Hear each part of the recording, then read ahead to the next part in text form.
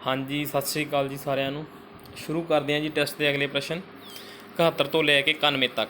प्रश्न नंबर 71 जी 71 सूफी मत कदों होंद विच आया। देखो सूफी मत उत्थे प्रश्न पुछण ते डिपेंड करदा कि प्रश्न पुछया किवें जांदा। सूफी मत कदों होंद विच आया जां भारत विच कदों होंद विच आया है ना, तो इस गल नूं तुसीं ध्यान दे विच रखना वा। सूफी मत जिहड़ा हैगा वा अरब दे विच 9वीं सदी विच ठीक है जी होंद दे विच आया अरब दे विच। ਤੇ ਇੱਕ ਹੈਗਾ ਮਤਲਬ ਕੀ ਆ ਈਰਾਨ ਦੇ ਵਿੱਚ ਹੈ ਨਾ। ਜਿਹੜਾ ਈਰਾਨ ਵਾਲਾ ਹੈਗਾ ਸੂਫੀ ਮਤ ਉਹ ਹੈਗਾ ਮਤਲਬ ਜਿਹੜਾ ਹੈਗਾ ਉਹ ਰਹੱਸਵਾਦੀ ਹੈਗਾ ਵਾ। ਜਿਹੜਾ ਅਰਬ ਦਾ ਜਿਹੜਾ ਹੈਗਾ ਸੂਫੀ ਮਤ ਉਹ ਕੀ ਹੈਗਾ ਵਾ ਤਿਆਗਵਾਦੀ ਹੈਗਾ। ਮਤਲਬ ਸ਼ਾਮੀ ਇਸ ਜਿਹੜਾ ਹੈਗਾ ਸੂਫੀ ਮਤ ਕਹਿ ਦਿੱਤਾ ਜਾਂਦਾ ਈਰਾਨ ਨੂੰ, ਠੀਕ ਹੈ ਜੀ। ਅਤੇ ਜ਼ਿਆਦਾਤਰ ਜਿਹੜਾ ਪ੍ਰਚਲਿਤ ਹੈਗਾ ਅਸੀਂ ਉਹ ਅਰਬ ਨੂੰ ਹੀ ਫੋਲੋ ਕਰਦੇ ਹਾਂ ਨਾ। ਵੱਖ ਵੱਖ ਕਿਤਾਬਾਂ ਦੇ ਵਿੱਚ ਅਰਬ ਦੇ ਸੂਫੀ ਸਿਧਾਂਤਾਂ ਨੂੰ ਹੀ ਮਤਲਬ ਕੀ ਆ ਗਿਣਿਆ ਜਾਂਦਾ ਵਾ। ਭਾਰਤ ਦੇ ਵਿੱਚ ਕਦੋਂ ਹੋਂਦ ਵਿੱਚ ਆਇਆ ਜੀ 11ਵੀਂ ਸਦੀ ਜਾਂ 12ਵੀਂ ਸਦੀ ਦੇ ਵਿੱਚ, ਠੀਕ ਹੈ ਜੀ।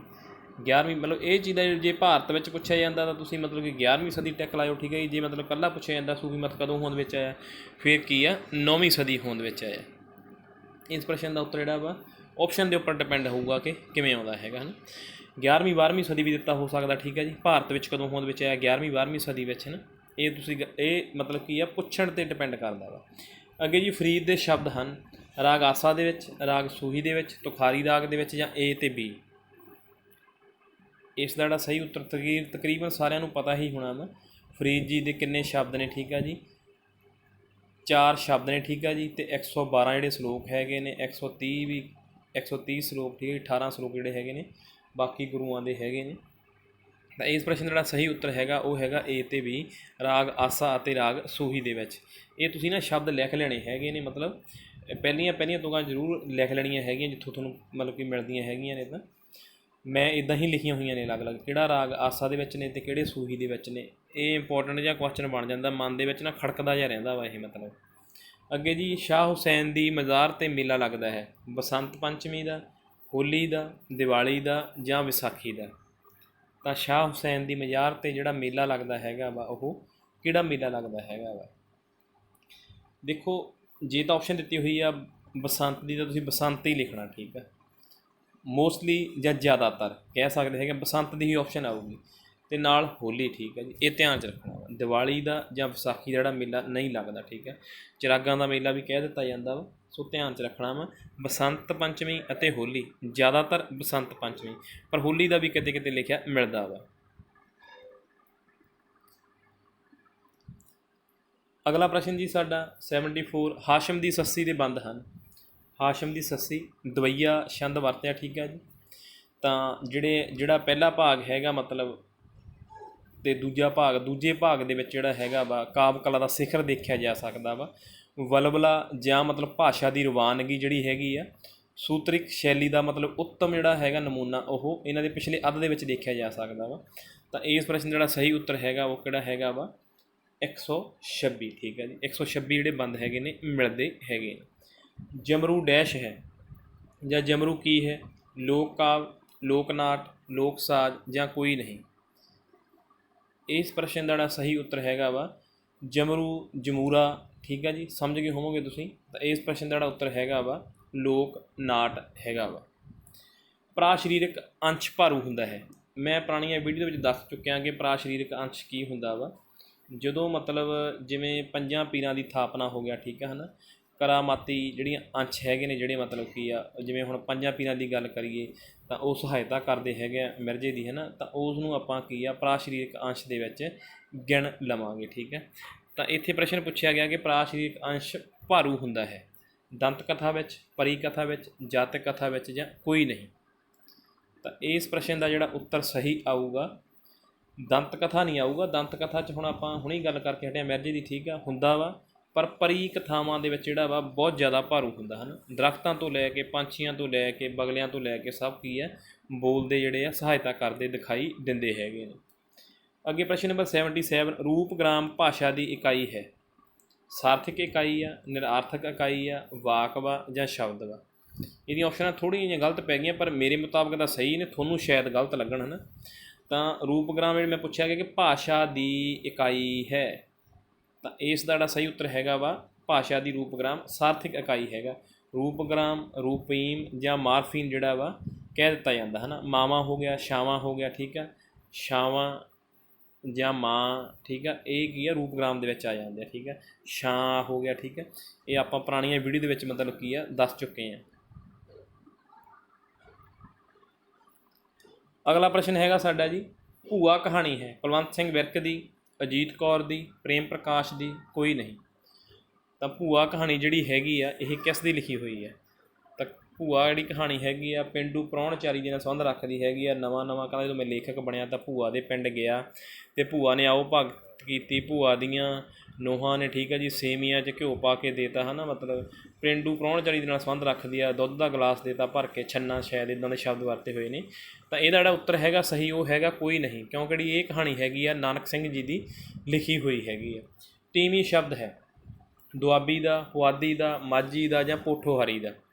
ਤੀਵੀਂ ਸ਼ਬਦ ਮੰਮਾ ਵੈਸੇ ਜਿਹੜੀ ਸੁਰ ਹੈਗੀ ਆ ਇਹ ਕੀ ਆ ਮਲਵਈ ਦੀ ਹੈਗੀ ਆ, ਜਾਵਾਂਗਾ, ਆਵਾਂਗਾ, ਠੀਕ ਆ। ਤਾਂ ਪਤਾ ਜਿਹੜਾ ਤੀਵੀਂ ਸ਼ਬਦ ਹੈਗਾ ਉਹ ਦੁਆਬੀ ਦਾ ਜਾਂ ਮਾਝੀ ਦਾ ਜਾਂ ਪੋਠੋਹਾਰੀ ਜਾਂ ਪੁਆਧੀ। ਤਾਂ ਜੇ ਤੁਹਾਨੂੰ ਉੱਥੇ ਆਪਸ਼ਨ ਆਉਂਦੀ ਹੈਗੀ ਆ ਤਾਂ ਠੀਕ ਆ, ਤੁਸੀਂ ਉੱਥੇ ਕੀ ਆ ਪੁਆਧੀ ਹੀ ਟਿਕ ਕਰਨਾ ਵਾ। ਤੀਵੀਂ ਸ਼ਬਦ ਜਿਹੜਾ ਹੈਗਾ ਵਾ ਪੁਆਧੀ ਦਾ ਸ਼ਬਦ ਹੈਗਾ ਵਾ। ਵੈਸੇ ਮਲਵਈ ਦੇ ਵਿੱਚ ਵੀ ਕਹਿ ਦਿੱਤਾ ਮੰਮੇ ਦੀ ਸੁਰ ਹੈਗੀ ਆ, ਪਰ ਕਿਤਾਬ ਦੇ ਮੁਤਾਬਕ ਤੁਸੀਂ ਪੁਆਧੀ ਹੀ ਟਿਕ ਲਾਉਣਾ ਵਾ। ਕਰੁਣਾ ਰਸ ਪ੍ਰਧਾਨ ਹੁੰਦਾ ਹੈ। ਕਰੁਣਾ ਰਸ ਹੁੰਦਾ ਜਦੋਂ ਕਿਸੇ ਮਨ ਚਾਹੀ ਚੀਜ਼ ਦਾ ਨਾਸ਼ ਹੋ ਜਾਵੇ, ਠੀਕ ਹੈ, ਜਾਂ ਕਿਸੇ ਚੀਜ਼ ਪ੍ਰਤੀ ਖਿੱਚ ਹੋਵੇ ਉਹ ਨਾ ਮਿਲੇ, ਹੈ ਨਾ। ਤਾਂ ਉਦੋਂ ਕਰੁਣਾ ਰਸ ਜਿਹੜਾ ਵਾ ਉਤਪੰਨ ਹੁੰਦਾ ਹੈਗਾ ਵਾ। ਤਾਂ ਨਾਵਲ ਦੇ ਵਿੱਚ ਹੁੰਦਾ, ਨਿੱਕੀ ਕਹਾਣੀ ਦੇ ਵਿੱਚ ਹੁੰਦਾ, ਵਾਰ ਦੇ ਵਿੱਚ ਹੁੰਦਾ ਜਾਂ ਜੰਗਨਾਮੇ ਵਿੱਚ ਹੁੰਦਾ। ਤਾਂ ਕਰੁਣਾ ਰਸ ਜਿਹੜਾ ਵਾ ਪ੍ਰਧਾਨ ਹੁੰਦਾ ਵਾ ਉਹ ਹੁੰਦਾ ਹੈਗਾ ਵਾ ਜੰਗਨਾਮੇ ਦੇ ਵਿੱਚ, ਠੀਕ ਹੈ ਜੀ। ਪੰਜਾਬੀ ਸਾਹਿਤ ਦੇ ਮੁਤਾਬਿਕ ਜੰਗਨਾਮਾ ਸ਼ਾਹ ਮੁਹੰਮਦ, ਠੀਕ ਹੈ ਜੀ। ਤਾਂ ਉਹਦੇ ਵਿੱਚ ਕਰੁਣਾ ਰਸ ਜਿਹੜਾ ਵਾ ਪ੍ਰਧਾਨ ਹੈਗਾ ਵਾ, ਕਿਉਂਕਿ ਸਿੱਖ ਰਾਜ ਦੀ ਹੋਂਦ ਖਤਮ ਹੋਣ 'ਤੇ ਮਤਲਬ ਜਿਹੜੇ ਕੀਰਨੇ ਪਾਉਂਦਾ ਹੈਗਾ, ਵੈਣ ਪਾਉਂਦਾ ਹੈਗਾ ਵਾ ਸ਼ਾਹ ਮੁਹੰਮਦ ਦੀ ਮਤਲਬ। ਤਾਂ ਉਸ ਚੀਜ਼ ਦੇ ਵਿੱਚ ਇਹ ਕਾਫੀ ਜਿਹੜਾ ਹੈਗਾ ਵਾ ਕਰੁਣਾ ਰਸ ਉਗੜਦਾ ਹੈਗਾ, ਹੈ ਨਾ। 17ਵੀਂ ਸਦੀ ਦੇ ਵਿੱਚ ਜੰਗਨਾਮਾ ਸ਼ੁਰੂ ਕੀਤਾ ਸੀਗਾ ਪੀਰ ਮੁਹੰਮਦ ਕਾਸਵੀ ਨੇ, ਠੀਕ ਆ ਜੀ। ਅਤੇ 18ਵੀਂ ਸਦੀ ਦੇ ਵਿੱਚ, ਠੀਕ ਹੈ ਜੀ, ਮੁਕਬਲ ਨੇ। ਅਤੇ 18ਵੀਂ ਸਦੀ ਜਿਹੜੇ ਜੰਗਨਾਮੇ ਸੀ ਉਹਨਾਂ ਦੇ ਵਿੱਚ ਕਰੁਣਾ ਰਸ ਜਿਹੜਾ ਸੀਗਾ ਜ਼ਿਆਦਾ ਪ੍ਰਧਾਨ ਸੀਗਾ। ਅਤੇ ਵਾਰ ਕਿਸ ਨੇ ਕਿਹਾ ਸ਼ਾਹ ਮੁਹੰਮਦ ਦੇ ਜੰਗਨਾਮੇ ਨੂੰ, ਠੀਕ ਆ। ਤਾਂ ਉਹ ਵੀ ਤੁਸੀਂ ਧਿਆਨ 'ਚ ਰੱਖ ਲਿਓ, ਪੜ੍ਹ ਲਿਓ, ਤੁਹਾਨੂੰ ਕੁਐਸਚਨ ਛੱਡ ਦੇਣਾ ਮੈਂ ਤੁਹਾਡੇ ਲਈ ਕਿ ਕਿੱਸਾ ਕਿਸ ਨੇ ਕਿਹਾ, ਸੀਤਾਰਾਮ ਕੋਹਲੀ ਨੇ ਕਿਹਾ ਜਾਂ ਮਤਲਬ ਹੋਰ ਨੇ, ਜਾਂ ਵਾਰ ਕਿਸ ਨੇ ਕਿਹਾ ਨਾ। ਇਸ ਨੂੰ ਧਿਆਨ ਦੇ ਵਿੱਚ ਰੱਖਿਓ। ਜਿਵੇਂ ਦੀਵਾਨ ਸਿੰਘ ਜੀ, ਠੀਕ ਆ ਜੀ, ਉਹਨਾਂ ਨੇ ਕੀ ਕਿਹਾ ਵਾ, ਅਤੇ ਸੁਰਿੰਦਰ ਸਿੰਘ ਕੋਹਲੀ ਜੀ ਨੇ ਕੀ ਕਿਹਾ ਨਾ। ਤਾਂ ਅਲੱਗ-ਅਲੱਗ ਜਿਹੜੇ ਸ਼ਬਦ ਵਰਤੇ ਹੋਏ ਨੇ ਜੰਗਨਾਮੇ ਦੇ ਲਈ। ਅੱਗੇ ਜੀ ਸੁਖਮਣੀ ਸਾਹਿਬ ਦੀਆਂ ਤੁਕਾਂ ਹਨ 12-12, 10-10, 14-14 ਜਾਂ 18-18। ਤਾਂ ਸੁਖਮਣੀ ਸਾਹਿਬ ਦੀਆਂ ਜਿਹੜੀਆਂ ਤੁਕਾਂ ਹੈਗੀਆਂ ਨੇ ਜੀ ਉਹ ਅਸ਼ਟਪਦੀ ਦੇ ਵਿੱਚ ਕਿੰਨੀਆਂ ਅਸ਼ਟਪਦੀਆਂ, ਠੀਕ ਹੈ ਜੀ, 24 ਅਸ਼ਟਪਦੀਆਂ, 24 ਸ਼ਲੋਕ ਹੈਗੇ ਨੇ। 4 ਤੋਂ 12 ਤੁਕਾਂ ਬੜੀਆਂ ਵਰਤੀਆਂ ਗਈਆਂ ਹੈਗੀਆਂ ਨੇ, ਠੀਕ ਹੈ ਜੀ। ਤਾਂ ਵੈਸੇ ਸੁਖਮਣੀ ਸਾਹਿਬ ਦੀਆਂ ਜਿਹੜੀਆਂ ਤੁਕਾਂ ਹੈਗੀਆਂ ਨੇ ਉਹ ਕੀ ਆ 10-10 ਹੈਗੀਆਂ ਨੇ। ਇਹ ਪ੍ਰਸ਼ਨ ਕੋਈ ਜ਼ਿਆਦਾ ਸਾਰਥਕ ਜਿਹਾ ਨਹੀਂ ਹੈਗਾ ਗਾ, ਚਲੋ ਫਿਰ ਵੀ ਤੁਸੀਂ ਇਹਨੂੰ ਨੋਟ ਕਰ ਲਿਓ, ਦਿਮਾਗ ਦੇ ਵਿੱਚ ਰੱਖਿਓ, ਠੀਕ ਹੈ ਜੀ। ਮਤਲਬ ਇਸ ਨੂੰ ਪ੍ਰਸ਼ਨ ਨੂੰ ਤੁਸੀਂ ਫਿਰ ਵੀ ਦਿਮਾਗ ਦੇ ਵਿੱਚ ਰੱਖਣਾ ਹੈਗਾ ਵਾ ਕਿ 10 ਤੁਕਾਂ ਹੈਗੀਆਂ ਨੇ ਇੱਕ ਪੌੜੀ ਦੀਆਂ ਜਿਹੜੀਆਂ ਤੁਕਾਂ ਹੈਗੀਆਂ ਨੇ। ਅਗਲਾ ਪ੍ਰਸ਼ਨ ਹੈਗਾ ਜੀ ਸਾਡਾ, ਸੁਖਮਣੀ ਸਾਹਿਬ ਵਿੱਚ ਸਾਧ ਦੀ ਮਹਿਮਾ ਕਿਸ ਪੌੜੀ ਵਿੱਚ ਹੈ? 7ਵੀਂ, 9ਵੀਂ, 13ਵੀਂ, 18ਵੀਂ।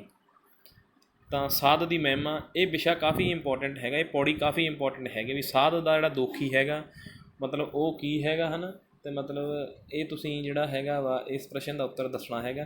13ਵੀਂ ਦਾ ਵੀ ਦੱਸ ਚੁੱਕੇ ਹਾਂ ਆਪਾਂ, ਤੁਹਾਨੂੰ 9ਵੀਂ ਦਾ ਵੀ ਦੱਸ ਚੁੱਕੇ ਹਾਂ ਪਹਿਲਾਂ, 7ਵੀਂ ਦਾ ਵੀ ਚਲੋ ਦੱਸ ਚੁੱਕੇ ਹਾਂ, ਚਲੋ ਇਸ ਟੈਸਟ ਦੇ ਵਿੱਚ ਮੈਂ ਪਾਇਆ ਸੀਗਾ। ਤਾਂ ਸਾਧ ਦੀ ਮਹਿਮਾ ਜਿਹੜੀ ਹੈਗੀ ਆ, ਸਾਧ ਦੀ ਮਹਿਮਾ 7ਵੀਂ ਪੌੜੀ ਦੇ ਵਿੱਚ ਜਿਹੜੀ ਹੈਗੀ ਹੈ।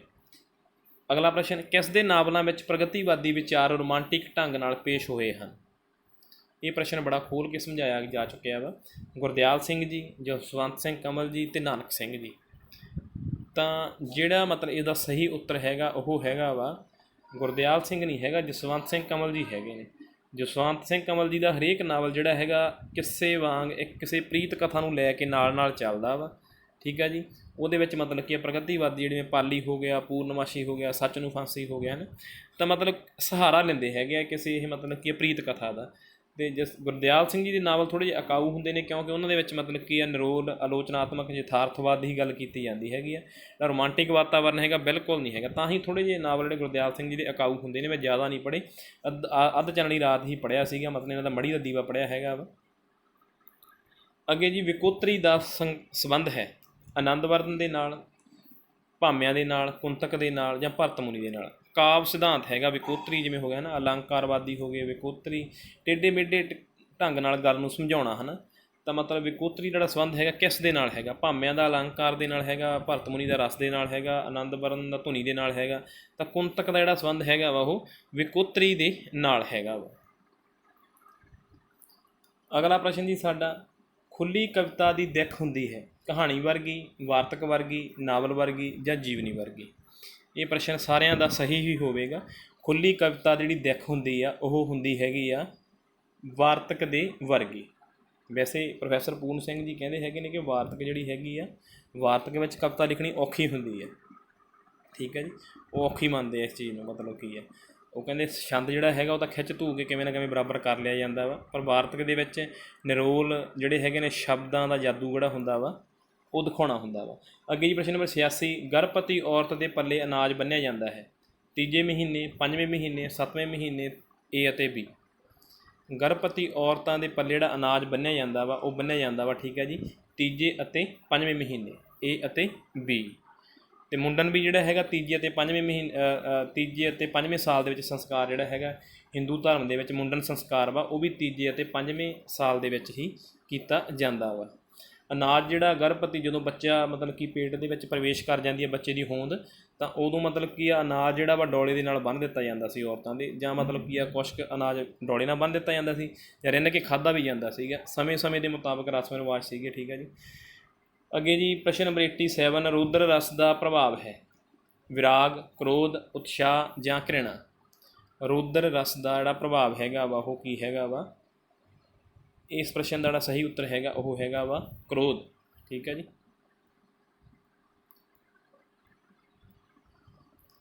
ਅਗਲਾ ਪ੍ਰਸ਼ਨ ਸਾਡਾ ਹੈਗਾ ਜੀ, ਰੇਤੇ ਦੀ ਮੁੱਠ ਨਾਵਲ ਹੈ। ਰੇਤ ਛਲ ਅਤੇ ਰੇਤੇ ਦੀ ਮੁੱਠ, ਇਹਨੂੰ ਧਿਆਨ 'ਚ ਰੱਖਿਓ ਕਿਹਦਾ ਨਾਵਲ ਆ। ਰੇਤ ਛਲ ਤੁਸੀਂ ਹੁਣ ਦੇਖ ਲਿਓ ਕਿਹਦਾ ਨਾਵਲ ਵਾ। ਰੇਤੇ ਦੀ ਮੁੱਠ ਨਾਵਲ ਨਾਨਕ ਸਿੰਘ ਦਾ, ਗੁਰਦਿਆਲ ਸਿੰਘ ਦਾ, ਨਿਰੰਜਨ ਤਸਨੀਮ ਦਾ ਜਾਂ ਕੋਈ ਨਹੀਂ? ਰੇਤੇ ਦੀ ਮੁੱਠ ਜਿਹੜਾ ਨਾਵਲ ਹੈਗਾ ਵਾ ਮਤਲਬ ਕਾਫੀ ਉਹ ਮੈਂ ਕਹਾਣੀ ਜੀ ਤਾਂ ਯਾਦ ਹੈ ਇਹਦੇ, ਹੁਣ ਮੈਂ ਮਤਲਬ ਐਕਸਪਲੇਨ ਕਰੂੰਗਾ ਤਾਂ ਟਾਈਮ ਲੱਗ ਜਾਣਾ ਵਾ। ਤਾਂ ਇਹ ਜਿਹੜਾ ਨਾਵਲ ਹੈਗਾ ਰੇਤੇ ਦੀ ਮੁੱਠ ਗੁਰਦਿਆਲ ਸਿੰਘ ਜੀ ਦਾ ਹੈਗਾ, ਜਿਹੜਾ ਰੇਤ ਛਲ ਹੈਗਾ ਉਹ ਨਿਰੰਜਨ ਸਿੰਘ ਤਸਨੀਮ ਜੀ ਦਾ ਹੈਗਾ, ਇਹ ਧਿਆਨ 'ਚ ਰੱਖਿਓ। ਬਾਬਾ ਬਲਵੰਤ ਦਾ ਜੀਵਨ ਕਾਲ ਹੈ 1915 ਤੋਂ ਲੈ ਕੇ 72 ਤੱਕ, 1915 ਤੋਂ ਲੈ ਕੇ 76 ਤੱਕ, 1901 ਤੋਂ ਲੈ ਕੇ 73 ਤੱਕ, ਅਤੇ ਕੋਈ ਨਹੀਂ। ਜਿਨ੍ਹਾਂ ਦੀ ਤਿਆਰੀ ਆ, ਜਿਨ੍ਹਾਂ ਨੇ ਪੜ੍ਹਿਆ ਹੋਇਆ, ਦੇਖੋ ਤਿਆਰੀ ਦੇ ਵਿੱਚ ਵੀ ਫਰਕ ਹੁੰਦਾ ਹੈ ਨਾ, ਮਤਲਬ ਉੱਥੇ ਪ੍ਰਸ਼ਨ ਪੁੱਛਿਆ ਕਿਵੇਂ ਜਾਂਦਾ ਵਾ, ਕਈ ਮੇਰੇ ਵਰਗੇ ਉੱਥੇ ਮਤਲਬ ਨਹੀਂ ਪੇਪਰ ਅਟੈਂਪਟ ਤਰੀਕੇ ਨਾਲ ਕਰ ਪਾਉਂਦੇ ਗੇ। ਹੁਣ ਉਹ ਆ ਵੀ ਤੁਹਾਨੂੰ ਪਤਾ ਹੋਣਾ ਚਾਹੀਦਾ ਵੀ 1 ਤੋਂ ਲੈ ਕੇ 73 ਕਿਹਦਾ ਜਨਮ ਹੈਗਾ ਵਾ, ਤੀਰ ਦਾ ਹੈਗਾ ਜਾਂ ਸਫੀਰ ਦਾ ਹੈਗਾ ਵਾ। ਤਾਂ ਬਾਬਾ ਬਲਵੰਤ ਜੀ ਜਿਹੜਾ ਜੀਵਨ ਕਾਲ ਜਿਹੜਾ ਹੈਗਾ ਉਹ ਹੈਗਾ ਵਾ 1915 ਤੋਂ ਲੈ ਕੇ 1972 ਤੱਕ। ਜਨਮ ਕਿੱਥੇ ਹੋਇਆ? ਜ਼ਿਲ੍ਹਾ ਨੇਸਟਾ, ਅੰਮ੍ਰਿਤਸਰ ਦੇ ਵਿੱਚ, ਠੀਕ ਹੈ ਜੀ। ਸਫ਼ਰਨਾਮੇ ਦਾ ਲੇਖਕ ਡੈਸ਼ ਸ਼ੈਲੀ ਦੀ ਵਰਤੋਂ ਕਰਦਾ ਹੈ, ਕਿਹੜੀ ਸ਼ੈਲੀ ਦੀ ਵਰਤੋਂ ਕਰਦਾ ਹੈ ਸਫ਼ਰਨਾਮੇ ਦਾ ਲੇਖਕ? ਸੂਤਰਕ ਸ਼ੈਲੀ ਦੀ, ਘੁਮੱਕੜ ਸ਼ੈਲੀ ਦੀ, ਗਲਪ ਸ਼ੈਲੀ ਦੀ ਜਾਂ ਕੋਈ ਨਹੀਂ? ਸਫ਼ਰਨਾਮੇ ਦੇ ਵਿੱਚ ਉੱਤਮ ਪੁਰਖ 'ਚ ਲਿਖਿਆ ਜਾਂਦਾ ਸਫ਼ਰਨਾਮਾ, ਪਰ ਉਹਦੇ ਵਿੱਚ ਮਤਲਬ ਕੀ ਆ, ਉਹ ਆਪਣੇ ਆਪ ਨੂੰ ਪ੍ਰਧਾਨ ਨਹੀਂ ਰੱਖਦਾ ਹੈਗਾ ਨਾ, ਘੁਮੱਕੜ ਸ਼ੈਲੀ ਨੂੰ ਪ੍ਰਧਾਨ ਰੱਖਦਾ। ਘੁਮੱਕੜ ਜਿਹੜਾ ਹੈਗਾ ਮਤਲਬ ਵਿਧੀ ਹੈਗਾ, ਘੁਮੱਕੜ ਸ਼ੈਲੀ ਨਹੀਂ ਕਹਿਣ ਦਾ ਮਤਲਬ ਕੀ ਆ, ਉੱਥੋਂ ਦੇ ਭੂਖੰਡ ਦੀ ਜਿਹੜੀ ਵਿਸ਼ੇਸ਼ਤਾ ਹੈਗੀ ਆ ਉਹਨੂੰ ਧਿਆਨ ਦੇ ਵਿੱਚ ਰੱਖਦਾ ਹੈਗਾ ਵਾ। ਇੱਥੇ ਜਿਹੜੀ ਸ਼ੈਲੀ ਪੁੱਛੀ ਗਈ ਆ ਉਹ ਹੈਗੀ ਗਲਪੀ ਸ਼ੈਲੀ, ਗਲਪ ਸ਼ੈਲੀ ਦਾ ਪ੍ਰਯੋਗ ਕਰਦਾ। ਘੁਮੱਕੜ ਜਿਹੜੀ ਹੈਗੀ ਬਿਰਤੀ ਹੈਗੀ ਆ, ਇਹ ਸ਼ੈਲੀ ਨਹੀਂ ਹੈਗੀ, ਠੀਕ ਆ ਜੀ। ਇਹ ਧਿਆਨ 'ਚ ਰੱਖੋ, ਸ਼ੈਲੀਆਂ ਦੋ ਹੀ ਸੀਗੀਆਂ, ਸੂਤਰਕ ਅਤੇ ਗਲਪ, ਠੀਕ ਆ, ਜਾਂ ਵਿਸਥਾਰ ਸਾਹਿਤ ਸ਼ੈਲੀ। ਗਲਪ ਮਤਲਬ ਕਹਾਣੀ ਵਾਂਗ ਹੈ ਨਾ, ਜਦੋਂ ਅਸੀਂ ਮਤਲਬ ਜਿਵੇਂ ਪੜ੍ਹਦੇ ਹੈਗੇ ਆ ਸੱਚੋ ਸੱਚ ਅਮਰੀਕਾ ਨਾਲ ਸੰਬੰਧਿਤ ਹੈ ਨਾ, ਉਹ 'ਚ ਦੇਖਦੇ ਹਾਂ ਗਲਪ ਦੇ ਜਿਹੜੇ ਤੱਤ ਹੈਗੇ ਨੇ, ਤਾਂ ਕਹਾਣੀ ਵਾਂਗ ਜਿਹੜੀ ਮਤਲਬ ਰੌਚਕਤਾ ਜਿਹੜੀ ਹੈ ਕਾਇਮ ਰਹਿੰਦੀ ਹੈਗੀ ਹੈ। ਅੱਗੇ ਜੀ ਪ੍ਰਸ਼ਨ ਨੰਬਰ 91, ਪਾਲੀ ਨਾਵਲ ਛਪਿਆ, ਵਿਦਾਂਤ ਦਾ ਪ੍ਰਭਾਵ ਸੀਗਾ, ਗੁਰੂਦੇਵ ਸ਼ਬਦ ਵਰਤਦਾ, ਠੀਕ ਆ ਜੀ, ਇਸ ਨਾਵਲ ਦੇ ਵਿੱਚ। ਕਦੋਂ ਛਪਿਆ ਇਹ? ਜਸਵੰਤ ਸਿੰਘ ਕੰਵਲ ਜੀ ਦਾ ਹੈਗਾ ਵਾ 1944 ਦੇ ਵਿੱਚ, 1948 ਦੇ ਵਿੱਚ, 1946 ਦੇ ਵਿੱਚ ਅਤੇ 1950 ਦੇ ਵਿੱਚ। ਇਸ ਦਾ ਪ੍ਰਸ਼ਨ ਦਾ ਉੱਤਰ ਤੁਸੀਂ ਕੀ ਆ ਕਮੈਂਟ ਕਰਕੇ ਦੇ ਦੇਣਾ, ਠੀਕ ਹੈ ਜੀ। ਇਸ ਦਾ ਉੱਤਰ ਜਿਹੜਾ ਤੁਸੀਂ ਕੀ ਆ ਕਮੈਂਟ ਕਰਕੇ ਦੇਣਾ ਹੈਗਾ, ਹੈ ਨਾ, ਪਤਾ ਹੀ ਆ ਸਾਰਿਆਂ ਨੂੰ। ਬਾਕੀ ਜੀ ਟੈਸਟ ਦੀ ਦੇਖੋ ਤਰੀਕ ਬੜੀ ਬੇਸਬਰੀ ਨਾਲ ਇੰਤਜ਼ਾਰ ਹੋ ਰਿਹਾ ਵੀ ਅੱਜ ਵੀ ਨੋਟਿਸ ਆਇਆ ਹੈ ਨਾ, ਪਰ ਪਤਾ ਨਹੀਂ ਕਿਉਂ ਉਹ ਕਹਿੰਦੇ ਆ ਨਾ, ਉਮਰ ਦੇ 1 ਰੁਪਈਏ 'ਚੋਂ ਬੇਵਜ੍ਹਾ ਠਿਆਨੀ ਚਲੀ ਗਈ, ਜਿਸ ਰੁੱਤੇ ਫੁੱਲ ਕਲੀਆਂ ਖਿੜਦੇ ਉਹ ਰੁੱਤ ਮਸਤਾਨੀ ਚਲੀ ਗਈ। ਆਕੜਾਂ ਕਰ ਬੇਕਾਰ ਦੀਆਂ, ਤੂੰ ਕੀ ਖੱਟਿਆ ਮੈਂ ਕੀ ਖੱਟਿਆ, ਮੇਰਾ ਵੀ ਜੋਬਨ ਬੀਤ ਗਿਆ ਤੇਰੀ ਵੀ ਜਵਾਨੀ ਚਲੀ ਗਈ। ਅਤੇ ਉਹ ਸਾਡਾ ਜਿਹੜਾ ਮਤਲਬ ਹੈਗਾ ਵਾ ਉਮਰ ਜਿਹੜੀ ਲੰਘਦੀ ਜਾਂਦੀ ਹੈਗੀ ਹੈ, ਕਈ 37+ ਹੋਏ ਬੈਠੇ ਹੈਗੇ ਨੇ, ਠੀਕ ਹੈ ਜੀ, ਅਤੇ ਕਈ ਜਿਹੜੇ ਹੈਗੇ ਨੇ ਮਤਲਬ ਕੀ ਹੈ 40+ ਹੋਏ ਬੈਠੇ ਹੈਗੇ ਨੇ। 3704 ਤੋਂ ਬਾਅਦ ਜਿਹੜਾ ਪੋਸਟਾਂ ਦਾ ਜਿਹੜਾ ਹਾਲ ਵਾ ਮਤਲਬ ਬੜਾ ਵਧੀਆ ਨਹੀਂ ਰਿਹਾ 2017-18 ਦਾ ਜਿਹੜਾ ਟੈਟ ਹੋਇਆ ਵਾ। ਚਲੋ ਕੋਈ ਗੱਲ ਨਹੀਂ ਜੀ, ਤਿਆਰੀ ਕਰਦੇ ਰਹੋ। ਧੰਨਵਾਦ ਜੀ ਸਾਰਿਆਂ ਦਾ।